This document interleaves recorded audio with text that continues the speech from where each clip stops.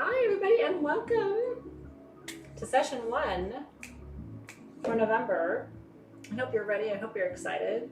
We had a really wonderful session of readings today, and it was interesting because it would kind of teed up class tonight. It kind of was like a little bit of a conversation that I felt was like a preview for this evening. So how are you? I can see you. You can see me. Session 1 of our second to last month of the journey into alchemy. Can you believe it?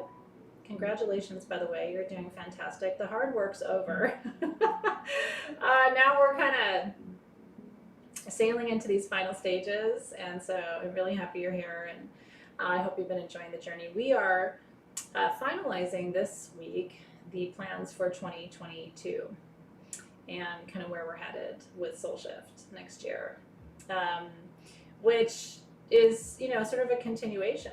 It's not alchemy. We're moving. We always change our thematic each year, but we'll have more information for you soon about next year's programs because we're really excited about it. Isn't it going by fast? Can you believe it? We're going to be celebrating the new year before you know it. And I feel like it's still January. Anyway, I hope you've been enjoying the process. You've done a fantastic job.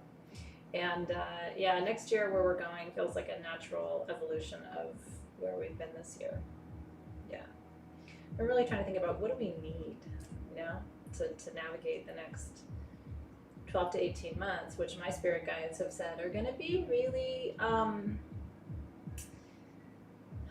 what's the word? The next 12 to 18 months are going to be a lot of transition and a lot of settling into new paradigms. And I've been really trying to focus on, what are the skill sets that we need? I knew alchemy was the work of this year. It's kind of nice to reflect on that with you for just a second, And again, thank you all for being here. Is anybody new tonight, by the way? Some people still join toward the end of the year, which I think is fine. I mean, honestly, the way I teach my classes is, to some extent, has been chronological because there's 7 stages of alchemy and we kind of go through them, right, in order. But I don't really think of my teaching as chronological. It's like, I think you can show up today and start and kind of get something valuable out of where we are in the moment, So Hazel's new, Whispering Owl's new. Welcome in. Melanie's new. It's fantastic to have you. And I think wherever you start is just perfect, right on time. Riku's new. So, yeah. Isn't that cool? So hi to those of you who are new and welcome in. And I think tonight's conversation is a fascinating one because we're really focusing on the pineal gland or the pineal gland, depending on how you pronounce it. And Jan's like, not new, but old and catching up.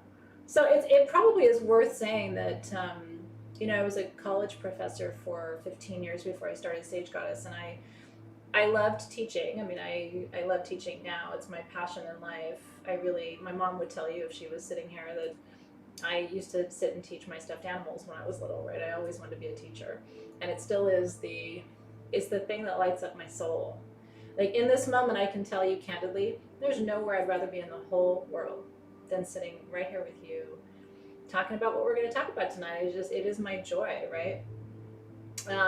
But it's an interesting thing to think about, teaching you content that doesn't have to follow, January you have to do this, and February you have to do this, and then you can't do this until you've done that, right? Because everything is sort of ordered and structured and fixed. And that was the one thing I didn't like about teaching university, right? It's there were grades at the end, there was all this pressure, and can you remember things? And that's kind of the opposite of how I think people learn.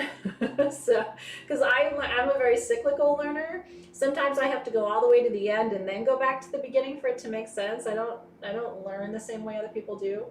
So anyway, part of the joy for me of teaching you guys is my favorite thing to do, but I get to teach you in a way that isn't so structured and formal. And so it allows you to learn in whatever way works best for you, and kind of to land and just be where you are from it too is really important.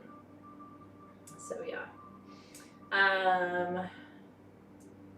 We never close at Sage Goddess. My team takes time off, right?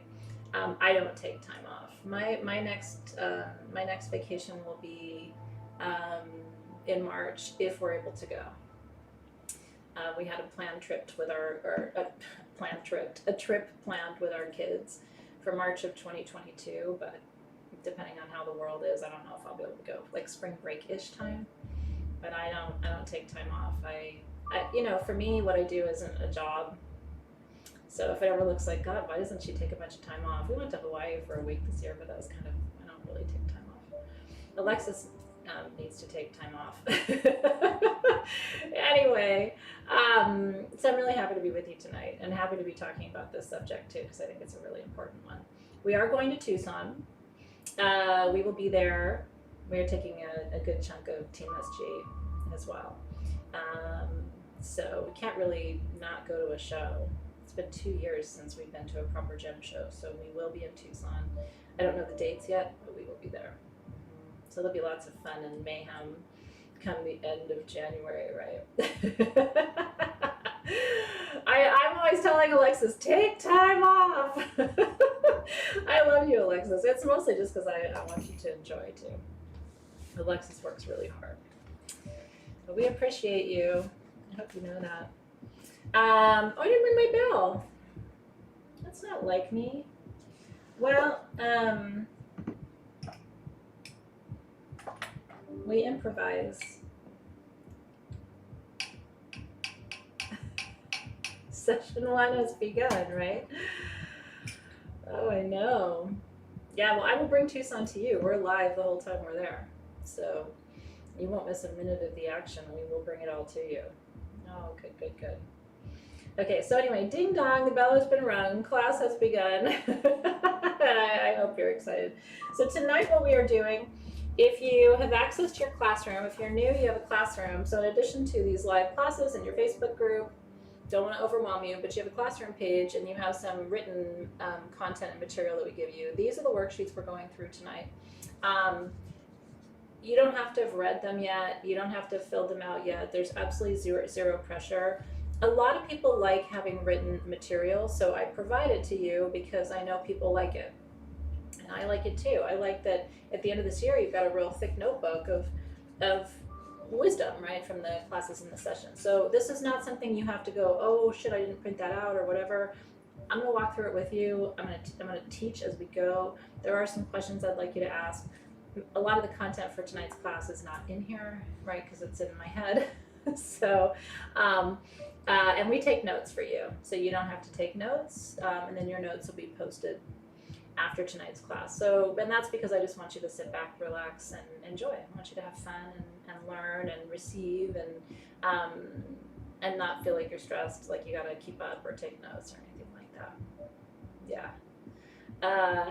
Yeah, and if any of you are going to be in Tucson, let us know. I can tell you we work 12 hours a day, so it's very hard to make arrangements and do meetups and stuff. If there's going to be enough of you out there, though, Alexis and I may want to plan to do like a afternoon tea or champagne or something. We have a lot of favorite restaurants in Tucson, so I don't know if there's going to be a big collective. Alexis and I could look at scheduling a specific day. We tend to run into each other, you and me, all of us in Tucson, and I'm pretty easy to find. If I'm not wearing a wig, I'm hard to miss. And if you do see me in Tucson, run up and hug me. I will want you to come and hug me. Don't hide.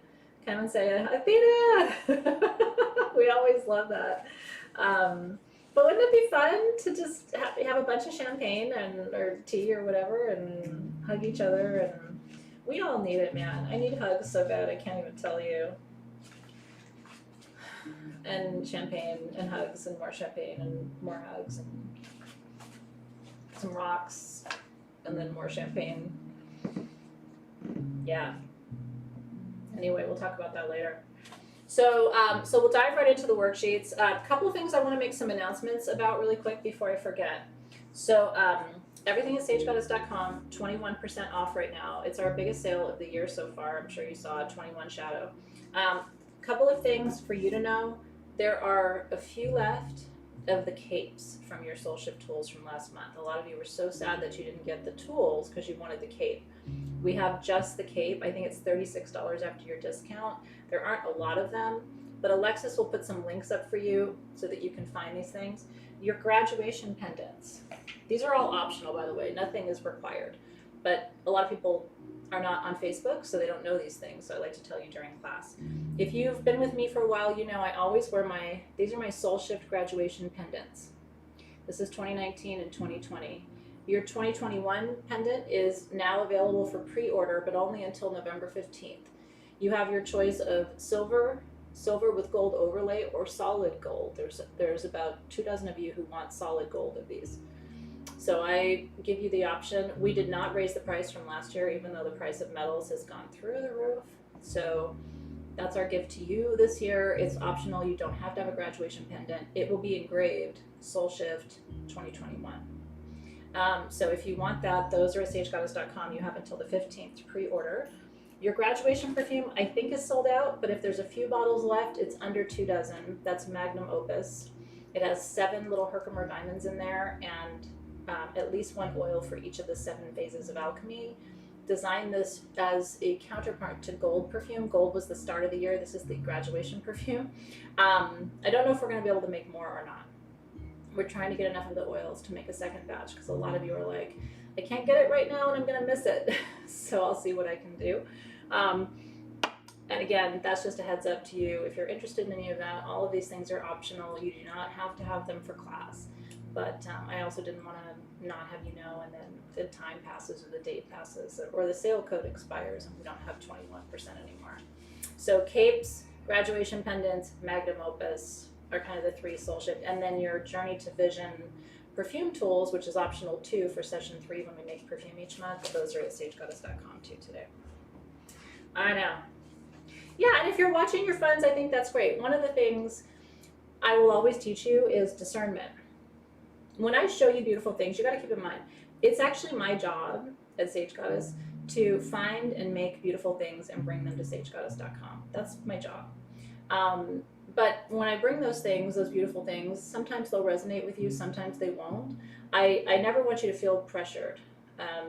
I never make enough of anything for everybody to have one anyway. So you do not have to have these things. They're optional, they're beautiful, but you have other priorities too sometimes. So if something isn't resonating with you or you can't right now, leave it for somebody else. The only required thing to graduate from Soul Shift is class. The tools are really fun, but they're optional. Does that make sense? But I really do love making and creating and bringing beautiful things. It's my passion. So if you have no discernment, just pretend I didn't say everything I just said, and then you move on. You are the magic. Yeah. Look, there are people who I have places I shop where I have no ability to resist. And so I only go on those websites maybe once a month or once every 6 months because I don't have any discernment. I want everything and I want to buy it all and I can't. So discernment is something that it's a spiritual gift. So when I say, hey, these things are here, I'm not saying, hey, Christina, these things are here. I'm not directing it at you, but there's a lot of people in this group and a lot of them are not on Facebook. And so they really need me during class to remind them of these things. So if you're not shopping, pretend I didn't say a word. Yeah, it's good to move with intention. You know what I mean? We only have so much space. So I'm very proud of myself. My one shop where I have no ability to control myself, I've only shopped, I think, twice this year, which is, I'm very proud of myself for that. That's right. But anyway, I said that. Okay, now on to the stars of the show. So I'm going to not be in the feed now and focus on the camera to teach you. If anybody has questions, you can go ahead and post them in the feed. Alexis will do her best to support you. Alexis usually is able to answer all the questions because Alexis is pretty much half my brain. And then I'll come back to the feed when we're done. Sylvia Peluso's shop is the one where I have no capacity to resist anything, and I've only bought 2 things this year.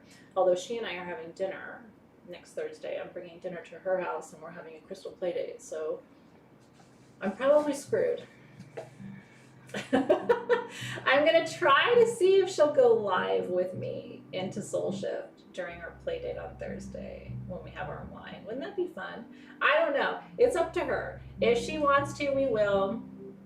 If she doesn't want to, I won't force her or coerce her. But sometimes, you know, Sylvia loves you guys. I have no control when it comes to Sylvia.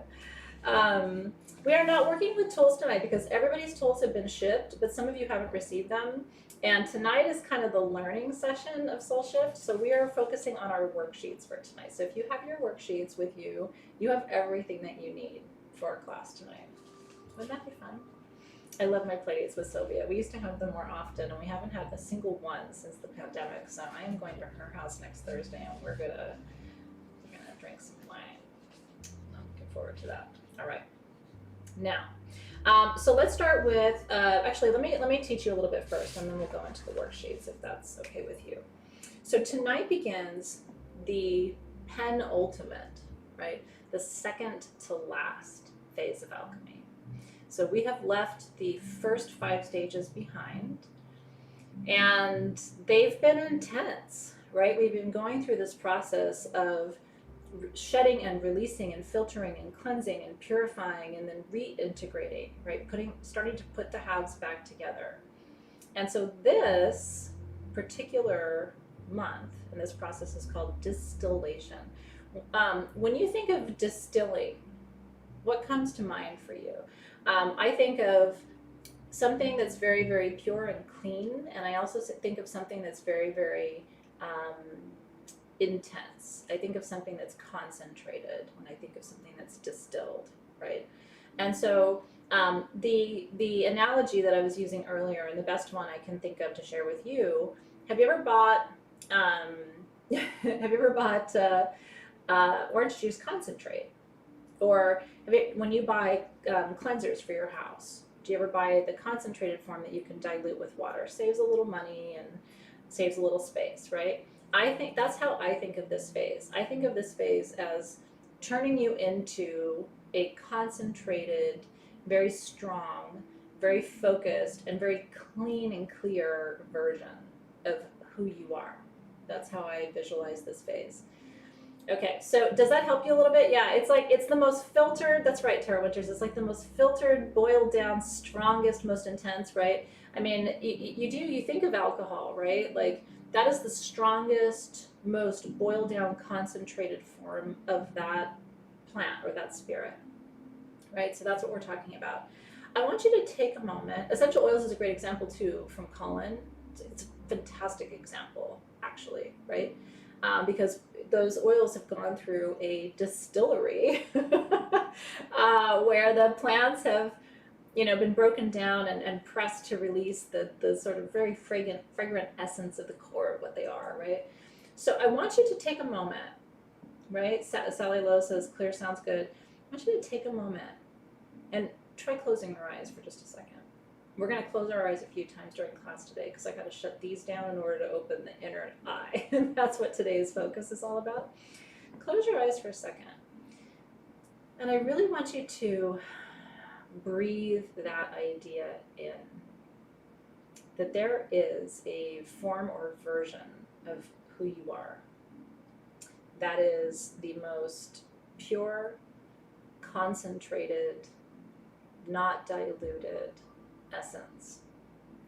And one of the things I said during the readings today at 2 o'clock, I'm sure just earlier this afternoon, one of the things I said today to those who were there is I want you to bring your attention to the parts or part, maybe there's just one, of you, that when you think about every single life you've lived, every lifetime, from the beginning of time until today, right? Which for some of us, it's a lot, right? You've probably come in as so many different people and things and identities, and you may not even have been human every time, right? Like there's probably a lot of iterations of you. Do you think there are some core pieces that have always been there? Things about who you are today that were always consistent, maybe across all of those iterations and lifetimes and personalities and possibilities and, civilizations and roles and paradigms and, um, the rise and the fall of all of the different structures that you may have seen over those lifetimes. Do you think there's something about who you are today? Do you think so? I have given this quite a lot of thought, because if you think about evolution, right, like this concept of survival of the fittest, right, that over time as a species we kind of shed the things that ultimately don't serve us, right? And it can even be like the amount of hair on our bodies or how we communicate, or like there's just certain things that we have kept doing or not stopped doing because it either served our evolution or didn't serve the evolution. Yeah, and so it's interesting, like Janine says, yes, I think magic was always there. I think it is, and I'll tell you how and that's beautiful. Yeah, Net's talking about cellular memory, which I think is very accurate too. The eyes stay the same. I'm sure you realize this. Um, so when you look at me, like everything else could change. Hair, body, height, size, color of my skin, everything, right? Because I know I've been here as almost every possibility of iteration of humanness, right? So I didn't always look like this. But if you looked in my eyes 2,000 years ago, I don't think you would have seen much different. I think it would be the same eyes looking at you, but the container would be really different, right? And I think this is how we as humans recognize each other. There has to be a common thread. And it makes sense to me that the eyes would be, they always call it the windows of the soul, right? That the human eyes, the human seeing eyes, would be that consistency, that would be that force that continues no matter what, right? Like, oh, it's you again. That's exactly right, Teresa. And so the way to figure this out, at least for me, has been spent time looking into my own eyes to see, like, what is that? Like, I know I've been here before as a lion, the animal, but I don't think my eyes look very different. And when I look at lions up close, when I've had a couple of opportunities to be close to lions, and I look at them and I look in their eyes, there's a kindredness. Like, it doesn't have to be expressed or communicated. Like, I just understand them, right? So, oh, interesting. Sarah said she just made a whole post on this. I would love to read it. Haven't seen it yet. Alexis may have seen it, but I would love to see it, because this is like a topic of real interest to me in my own personal life too. So, one exercise you can do following tonight's class, if you want to kind of explore this, is to spend some time doing soul gazing, is what I call it.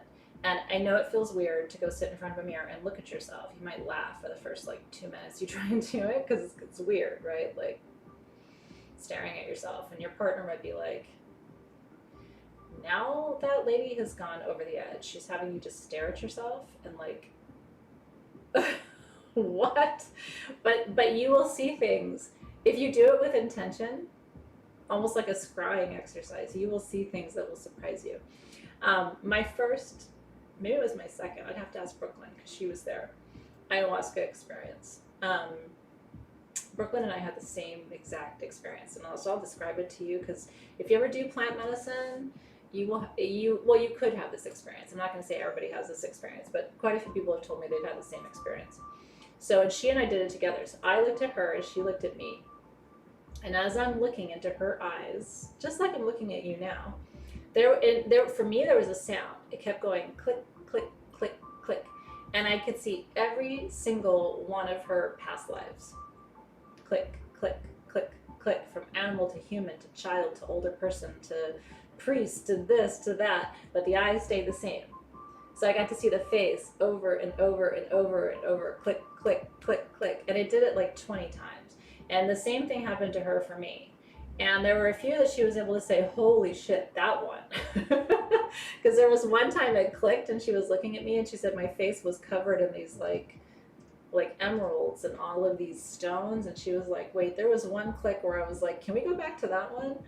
Click, click, click, click. And again, it was like 2 years old, 100 years old, man, woman, priest, thief, lion, queen, just click, click, click, click. So when you've had experiences like that, which I have multiple times, it teaches you that there is something here that's always consistent, but everything else can change. One of the principles I'm teaching you in 2022, and I almost think my team has said, when you teach them this principle in January, it will be worth the entire price of next month's programs, which was a huge compliment to me.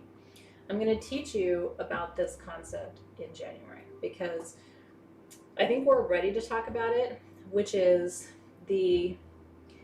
how to discern the difference between the core and the essence of who someone is and their human iteration in this lifetime.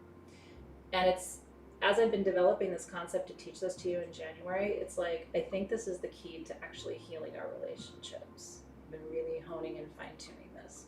So that's coming in January, but you will remember this moment of me telling you this because you're gonna be like, that's what you were talking about. But I want you to spend some time seeing if you can do the click, click, click, click. My mom had 2 different color eyes. She's the only person I've ever known in person who, and I mean radically different color. Green, very light green, and very dark brown. And it was disconcerting to look at her because you would start looking at one side or the other. My eyes are actually the combination of her 2 colors. If you really look into my eyes, the outer color was her left eye and the inner color was her right eye. So I have both of her eye color, but in her it was separated and separate. And so I remember seeing her in Journey too, as an animal with 2 different color eyes, and as a older woman with 2 different color eyes, and as a man with 2 different color eyes, and a click, click, click. Yeah, she was a unique creature. Anyway, so coming back to this topic of distillation. So we are reducing down to the core essence of who we are. In psychological terms, this is called self-actualization. How many of you have heard of that phrase, self-actualization? So, and there are, we've talked about the hierarchies of self-actualization. Self-actualization, again, in psychological terms, is the act of becoming fully who you are. It's the act of fully expressing your identity in a healthy, positive, and productive way. And what Maslow and other psychologists who've talked about this sort of hierarchy of needs that leads to self-actualization, what Maslow said, for example, is you can't get to this point unless you've done all the pre-work, right? Unless you've addressed your basic needs of safety and comfort and food and shelter, right? You can't self-actualize if you're still worried about where you're gonna live, right? And so one of the skills you've developed this year is how do I self-actualize and become this fully activated version of myself? And part of it is needing to address a lot of unresolved conflicts in your life. And that's why we spent the first 3 months really digging into those root systems to figure out what's there. What do we have to excavate? What is that going to require of us to get under the hood a little bit and start to sort some of this out? And so now, right, so Maslow would say, okay, so now that we've sort of resolved some of those basic conflicts, we can get to this place of self-actualization. If you're curious about what I'm talking about, I would recommend that you Google Maslow or Maslow's hierarchy of needs. It's actually a great tool for parents, right? It helps you understand, again, sort of child development, right? Like how to help raise your children toward their highest potential, and you have to go through these other levels first to help them get there. It's great as a teacher, it's great as an employer, right? Again, if your employees are anxious or fearful, they're not going to be able to get to a point where they're performing at their fullest capacity. And so how do we bring people to that level is very important. Okay. Carl Jung. So we'll take this into from sort of basic developmental psychology into psychoanalysis. Carl Jung, who is someone whose work has really influenced me. I studied Jung when I was a university professor. I taught Jung as a university, or studied as a graduate student, taught it as a professor. And what Carl Jung would say is that the way to get to this phase, this phase of dissolution where you're really at this like highest peak of the core essence of who you are, is to fully integrate the shadow. So one of the things I would ask, right, is if you haven't already, it really is time now to tell every part of you that you're not resisting anymore. You're not rejecting, you're not resisting, you're not judging, right? I mean, that's what we've been doing all year. But if you are in active conflict with some part of the core essence of who you are, it is very hard to self-actualize. It's very hard to achieve dissolution. It's very hard to get to this phase of alchemy where you can say, yeah, this is the core of who I am. Because the core of who you are, the red book's on your Christmas list. I think I might have an extra copy that I can send you. Anyway, Jung is, if you look at my library here in my house, there's a Jung shelf. But you don't have to read everything, you know. I mean, I was doing more academic research than anything else. But the main thing for you to know is that, and the power of Jung's teaching comes through his understanding of archetypes, right? That we come to know who we are through these different archetypes, these different personae that show up in our life, and so those persona or those archetypes illuminate different aspects of who we are, and they teach us about ourselves. And then that also gets reflected in relationships. People come into our lives and they reflect back to us certain things so that we can learn about ourselves and deepen our level of self-awareness too. So when you get to this phase, the goal is, you know, and a lot of people say, oh, ego death, ego death, ego death. I am not that teacher, okay? I don't think your ego needs to die. I think that's cruel and unusual punishment. Your ego serves a purpose. You know, when people say ego death, I always think they must not really have a bearing on psychology, right? Like, we don't want to extinguish or kill or deny or repress any part of who we are. Your ego helps you to differentiate yourself from other people. It can be an ally in developing your self-confidence. It can also be an ally in protection, right? Your ego keeps you self-aware.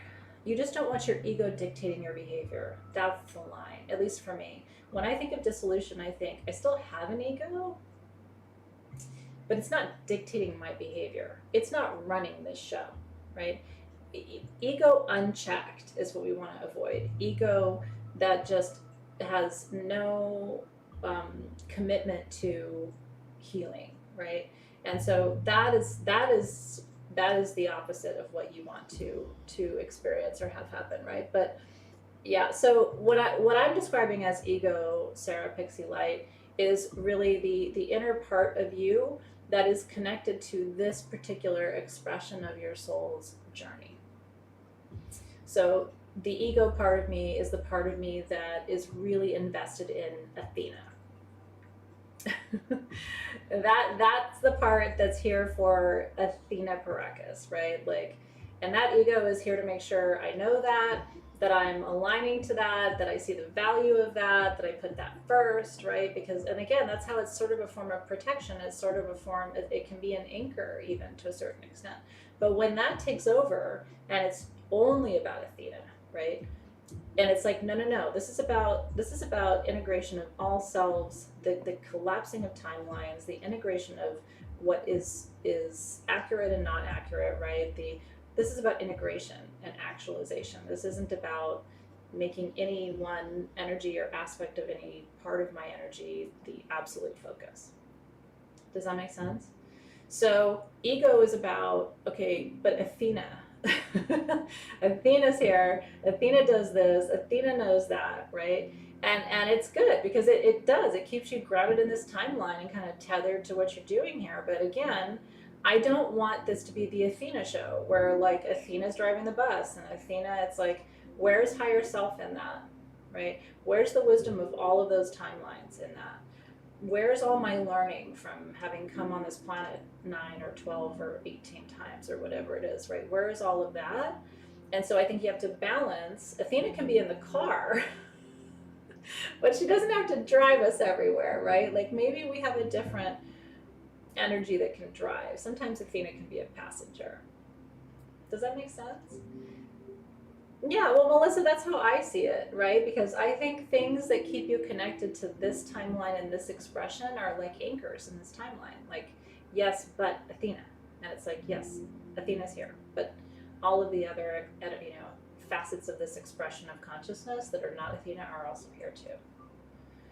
Yeah, I like that. Samantha's saying egocentrism, which literally means this, right? It means putting that iteration, that part of you in the center, right? So I like that as a word.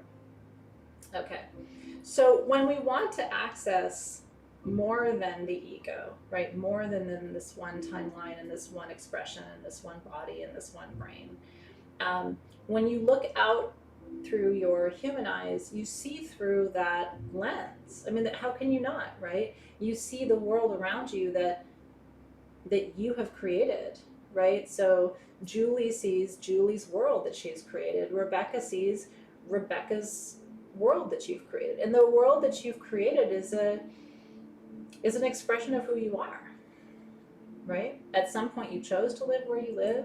At some point you chose to create the life that you've created, consciously or subconsciously. Like, you look around and it's like, yeah, I did it. I chose this house. I chose that table. I chose that partner. I pushed out those kids. Like, yeah, this is the world that I made.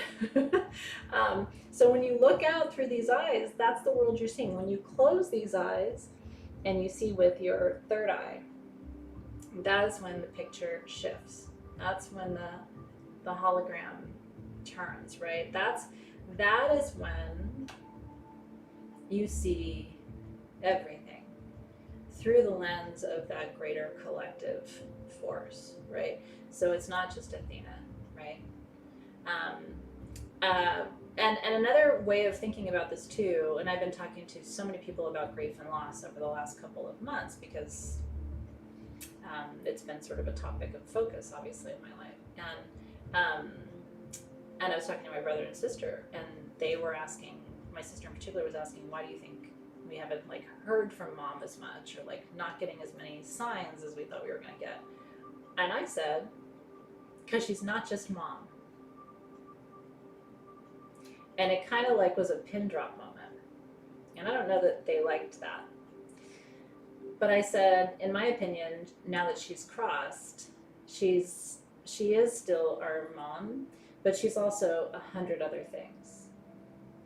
All of her other families, all of her other timelines, other children, other partners, I don't know how many lifetimes she had. So now she's reconnected with the all that is. And so she's not just going to spend all of her time coming and visiting me. I think she'll come around. I think she came around this morning. But she's busy because she did some other stuff, right? And this is what I'm trying to get you to see tonight. Same is true for you.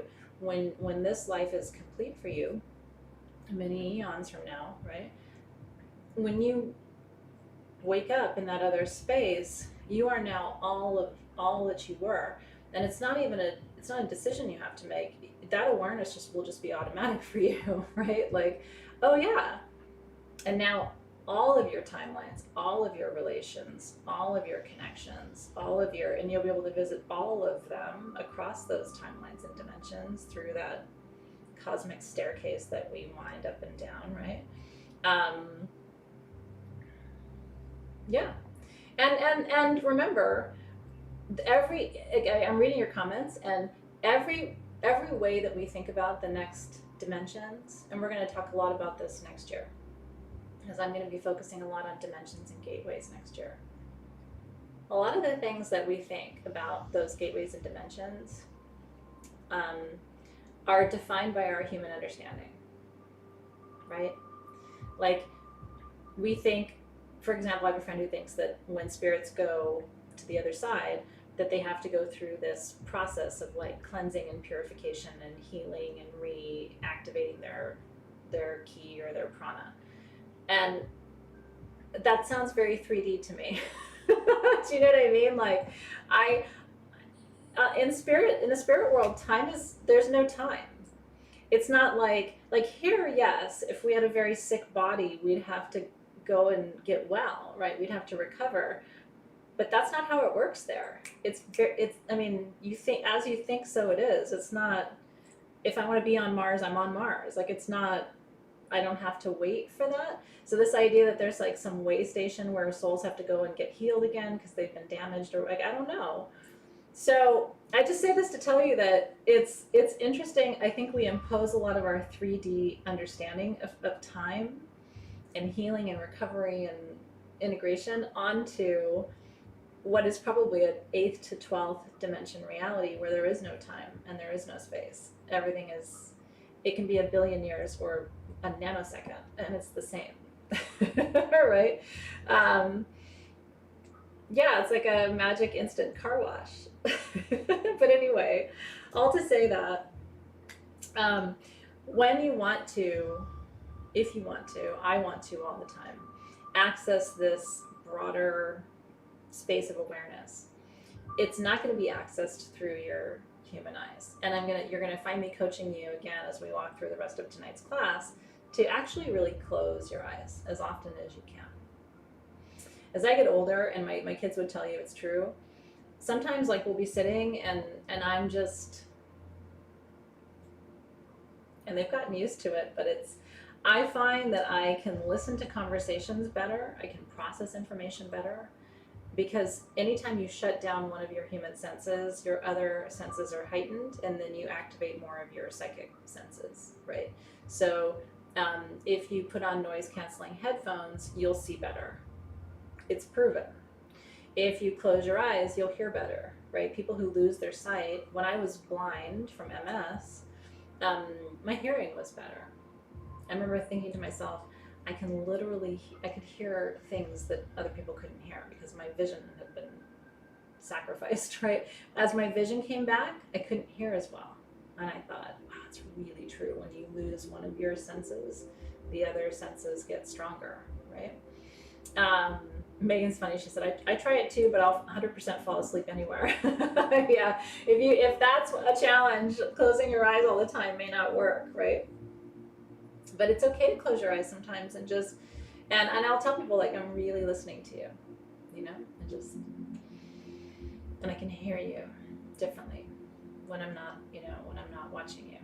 And that's sometimes why I will record an audio meditation, or when I do your coaching sessions every month, I record them rather than doing a video, because I know when you're listening to me and you're not watching me, you're hearing me differently.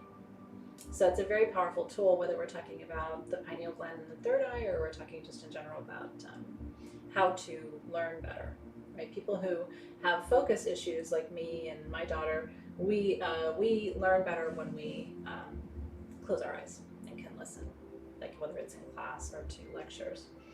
Okay, so if the goal this month of dissolution is distillation and harmonization, and to some extent activation, right? Activating sort of, like I said, the core essence of who you are.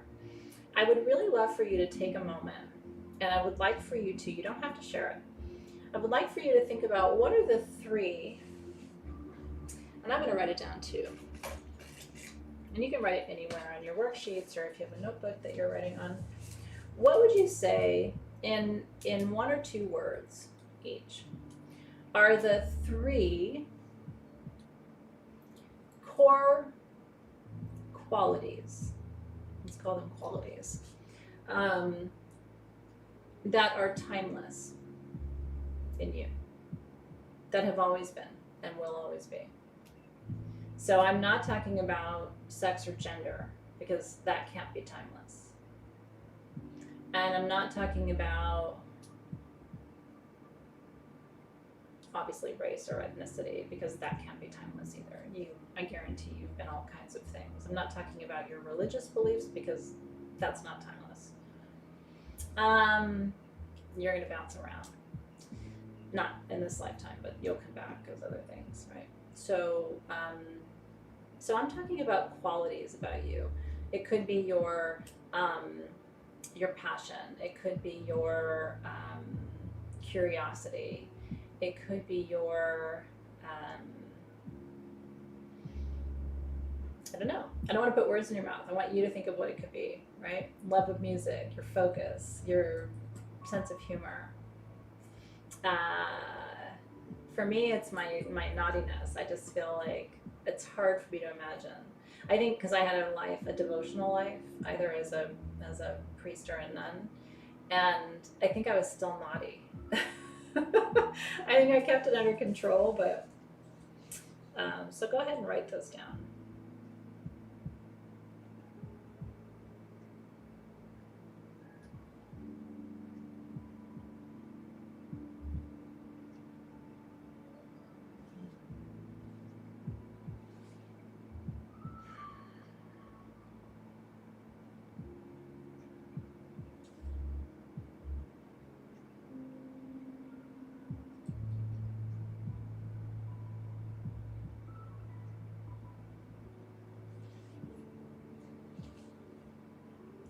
Do you have some? One of the words I came up with for myself that feels very accurate is insatiability. I am never satisfied. I am both always satisfied and never satisfied. I can always do better. So I'll say, yeah, I did a good job. But then I'm like, well, I could have done better at A, B, and C. It's probably my Venus in Virgo. But I'm kind of insatiable. That's why I don't think I'll ever retire. I'm never going to look and say, yep, that was everything I needed to do. Check. I'm never done, right? That was a good dinner, but would have been even better with a salad. Only when it comes to myself. Other people, I'm like, no, that was fantastic. But when it comes to me, I'm like, I could have done a better job. And I put curiosity too, Chris Heaton. I did. I'm very curious. I think that's why I've been all these different kind of intellectual versions, because I'm very curious. I want to know what's what in this big magical universe. So I'm reading yours too. Sensitive, emotional, magic, passion. Passion feels right to me too. Yeah, insatiable, right? More. Laurie Michelle says F and cool as F. Sure. I'm sure you always have been, and why not? Own that right there. Being a fighter, right? Could have used a tad less salt. That's how I am. I'm like, it was good, but if I'd had shredded Parmesan instead of the grated, I don't know. Could have been better.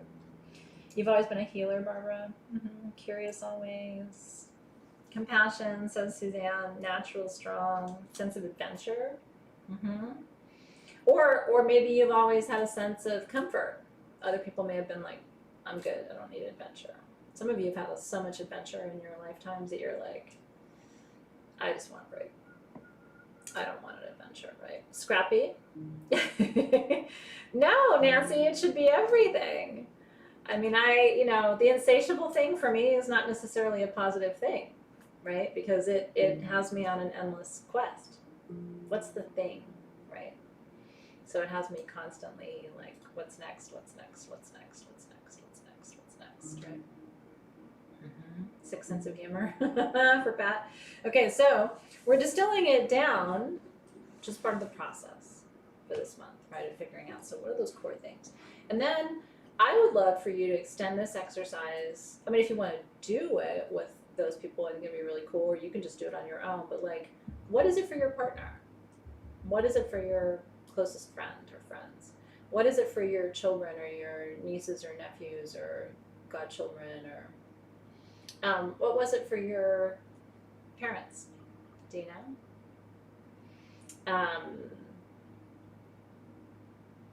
Yeah, it makes me want to fast forward to January's content, and we're not there yet, but a lot of this will make even more sense when we get to that place, right? And you can make a little list of it. I thought about writing all this down for my kids and putting it away somewhere so that they can read it one day. Like, here you guys are, almost 13 and 15, and here's what I think are the timeless qualities of you. Because if my mom had written that down when I was 12 and a half, part of me would give anything to know what my mom thought my timeless attributes were when I was young. Wouldn't you be curious to know that? So it might be something nice to put in a little time capsule if you have young children, or even if your kids are not young, a lot of you are empty nesters, you know, it's like maybe write that down and save it for them. One day they will want to know what you think they've always been, right? And I can see it in my kids like clear as day. You probably can too. Okay, so let's come back now to, oh, I forgot to bring my computer up. Let me go have Zoe. I need to show you a couple of things. Let me ask Zoe to bring it up. Please bring my, sorry about this, guys. I meant to bring it up because I want to show you pictures and I wasn't able to print today because our printer is broken.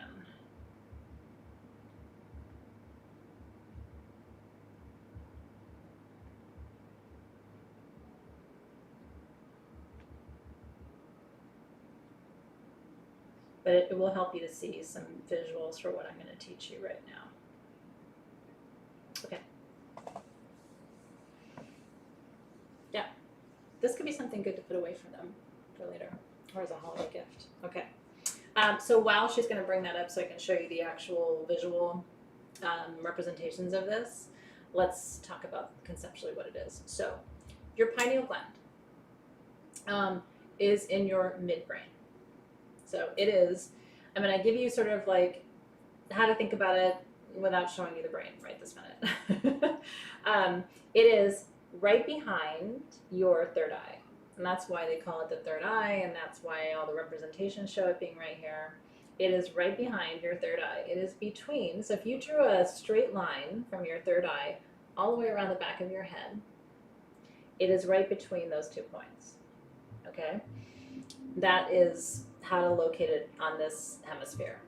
Now, if you put your tongue at the top of the roof of your mouth and you put your finger on your soft spot, it's halfway between those two. Okay, so it's, again, when you think about it, it is between the front of your head and the back of your head, right at that midline, and then it is between the roof of your mouth and the top of your skull, but midway back. I just want you to be able to visualize where it is. It's very tiny. It's 1/3, is that correct? Yes, 1/3 of an inch. Teeny town, little tiny. It is different, yes. So it is part of your midbrain, and it is adjacent to, I'll show you this in just a second once I get my visuals. It is adjacent to the thalamus, okay? And so it is not the thalamus, it is separate from the thalamus, but it's connected to this, it sits right adjacent to the thalamus, okay? It's literally midbrain. So you have your pineal gland, you have your thalamus, and then, and I'll show you this in just a second. Let me show you this graphic. And then, like I said, Zoe's going to bring the visual where I can show you the, let me make sure she got my text.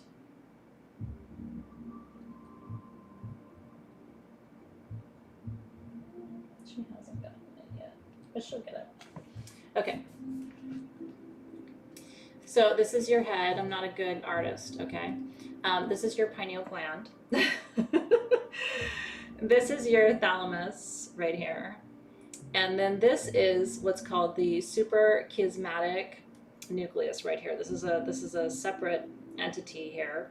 And this is really what's known as your biological clock. Okay, so this right here is connected to your eyes. So this is the middle of your brain right here.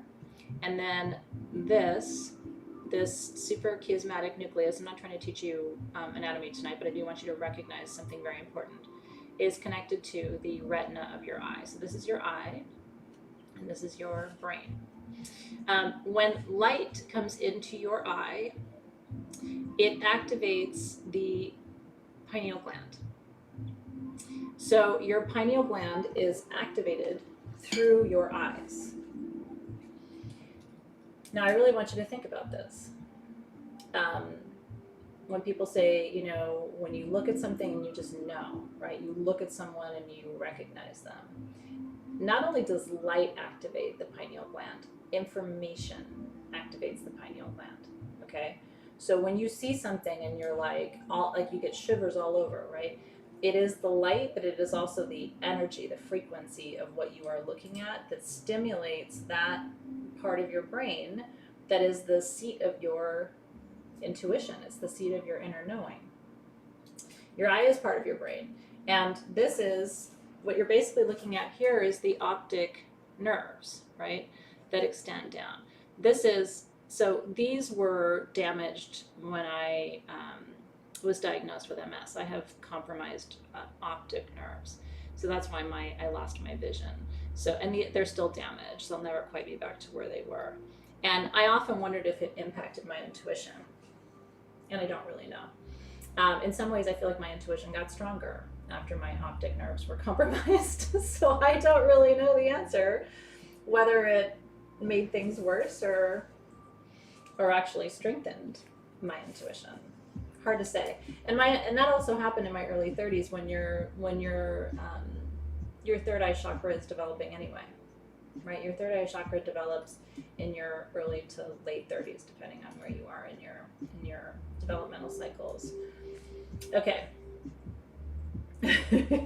Okay, so that's why, and you have to remember that the pineal gland, so let's go back to sort of basic wisdom and information about the pineal gland. The pineal gland regulates, and all of this will be in your notes, by the way. The pineal gland regulates your sleep cycles. It secretes melatonin.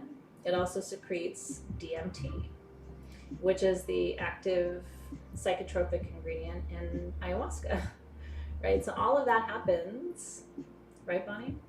All of that happens at your pineal gland. This little 1/3 inch, tiny little nugget has all of this dormant power and potential and is constantly taking in information, light source through your eyes. Now, when you want to really hone in on the information that's there and tap into those deeper senses, sometimes closing your eyes actually strengthens your ability to work with your pineal gland and to visualize it, because in some ways having your eyes open and working with the pineal gland is almost too much information to process. Does that make sense? It's true. Space Daisy said the brain has so much plasticity, and she's right. They're right. I don't want to judge. I don't want to assume gender. When I have I'm really trying to work on my pronouns, and when I don't have a masculine or feminine identity, and I don't know for sure, I am really trying to say they. But as they're saying, the brain has so much plasticity that probably other connections were made to compensate, and when you got it back, it was extra. I think that's a potential explanation for that, by the way. I really do, because the brain is constantly shifting, reorienting, and expanding. As long as you are learning, you are growing, you are seeing new things, you are talking to new people, you are expanding your horizons, you are also expanding the neural connections in your brain. And the brain naturally wants to heal itself. It is an organ capable of regeneration. And those neural activities and those neural pathways and networks are constantly finding new ways to align and connect to each other. She, her, okay, thank you, Space Daisy. I actually am enjoying the process of being accurate with pronouns. I don't always do it perfectly well, but I'm also learning to ask because, my children have friends who are actively shifting their pronouns. And so for me, it's a really helpful conversation. And you know what's interesting is in my 20s, in my late teens, not so much 20s, in my late teens, I would have been probably they, them. I would have identified more with a they, them pronoun. I was really sorting out and my way of identifying in the world, and it was not clear to me at that time. In my 20s, I think I had finally come to she, her with some confidence, but we weren't even having those conversations back then. So anyway, I'm working on it. We can always get better. and I like it, so it's something for me is not a challenge. Okay, let me go back to my notes just to make sure I'm covering everything. Let me make sure Zoe's coming, because I may have to just go and get my laptop. Okay, stay here, don't go anywhere. I'm gonna go get my laptop because I want to be able to show you the graphics. I'm worried she might be on tutor. I'll be right back.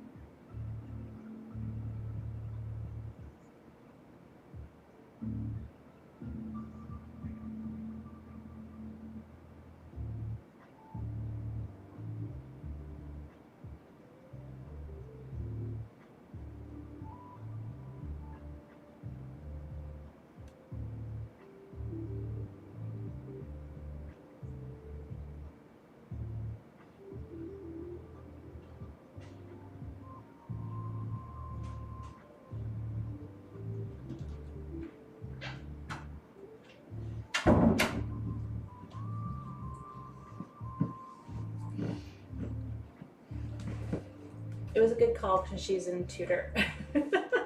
So I just participated in the survey. This is good. Okay, so let me show you a couple pictures and bring this to life.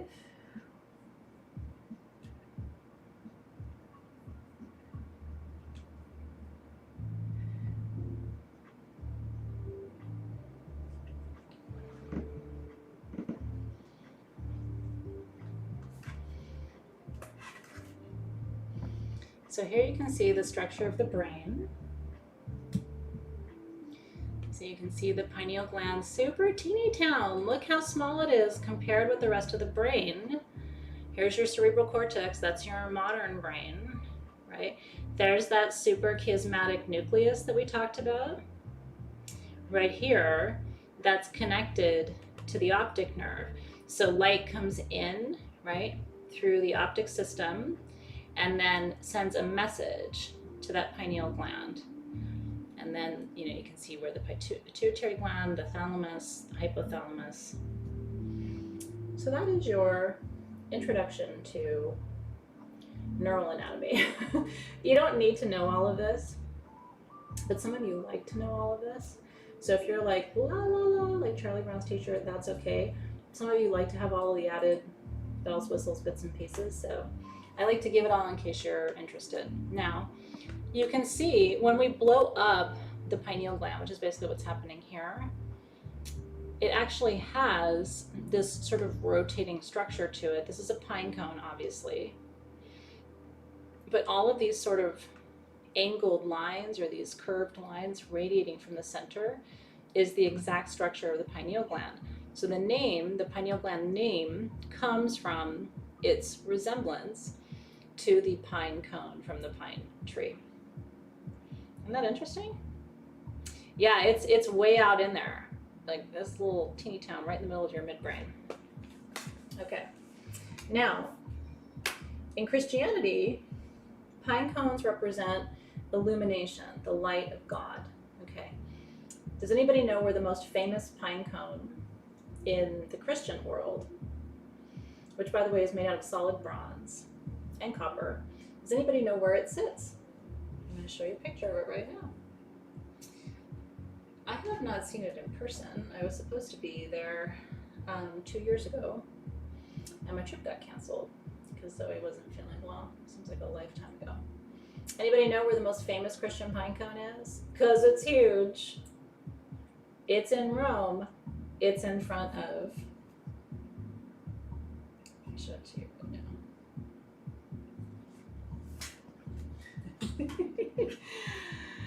There you go. And this is what will greet you at the Vatican, darling. Isn't that incredible? Mm-hmm. To me, this is proof that Christianity is magic. Yes. Okay. Now, that's the most famous Christian example. The most famous Egyptian example is right here. And this is the staff of Osiris from the Egyptian pantheon. And you can see it's the head of bird, the top of birds on snake bodies coming together facing the pine cone. Now I want you to look at that staff of Osiris next to, I want you to look at it again at this. Do you see the similarity between the birds' heads looking at each other over the pine cone in front of the Vatican and the bird heads facing each other? You see where I'm going with this? When I first saw this, this was an absolute holy shit moment for me. I don't know if it's blowing your mind, or you may already have seen this and put this all together. For me, it was one of those moments. I love these, I call them thread moments, where it shows you that every civilization is actually more connected than anybody wants to admit. Okay, but what this shows us, and keep in mind what the staff of Osiris shows, right? And so this is the next image I want to show you. This is why it's so fucking interesting to me. The staff of Osiris is this, right? So starting at your root chakra, right? You have your double helix of your DNA, right? So the two lines coming up, weaving their way all the way through the rest of the physical chakras.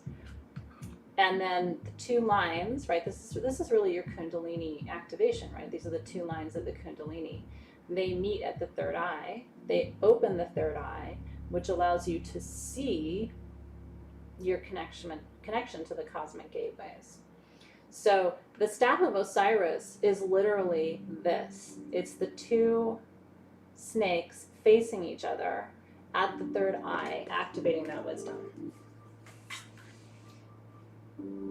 Just stay with me for a moment. So Kundalini comes from the Vedas, right? The oldest spiritual text on the planet. Predates Christianity, predates paganism in its modern form, predates Islam, predates Buddhism, predates everything, right? The original spiritual texts taught us about Kundalini and the dual forces, the masculine and the feminine lines of energy that rise at the top and meet at the third eye and activate the crown, right?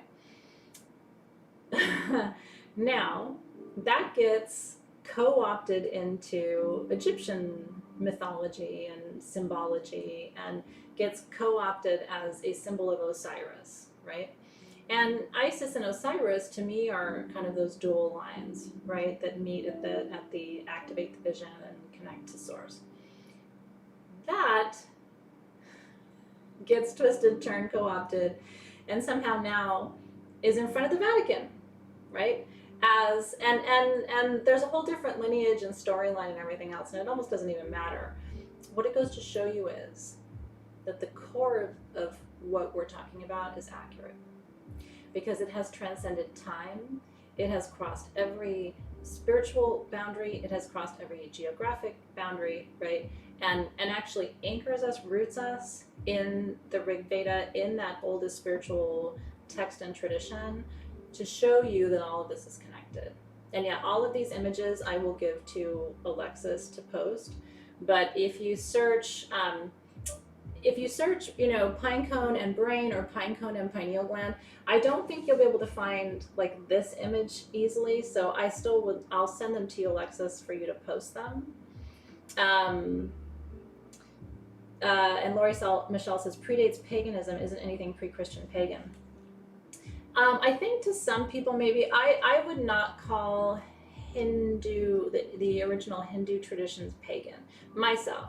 But I don't think it's wrong to call them that. I just don't. I think of pagan as being sort of a relatively modern set of traditions, earth-based traditions. So when I talk to people about early Hindu mysticism, for example, most people don't refer to that as a pagan practice.